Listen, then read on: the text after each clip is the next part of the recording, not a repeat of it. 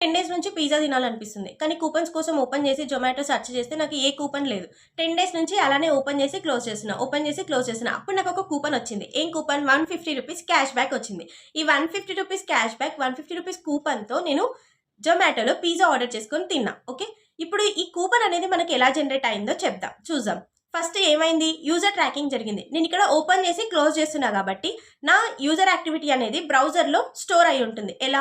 Through cookies, through session storage, through local storage, web API storage through store అయి ఉంటుంది.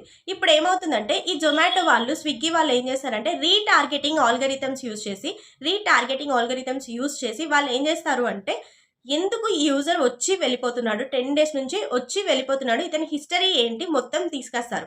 మొత్తం తీసుకొని వచ్చి అసలు ఈ యూజర్కి ఏం కావాలి, ఏం సెర్చ్ చేశాడు, ఏ రెస్టారెంట్ ఎక్కువ సెర్చ్ చేశాడు, ఎందుకు ఏం కొనుక్కోలేదు అనేసి మన ప్రొఫైల్, మన హిస్టరీ మొత్తం సెర్చ్ చేసి మనం దేని మీద ఎక్కువ ఇంట్రెస్ట్ ఉన్నామో ఆ కూపన్ అనేది మనకు రిలీజ్ చేస్తారనమాట. ఆ కూపన్ రిలీజ్ చేసి that is called personalized coupon.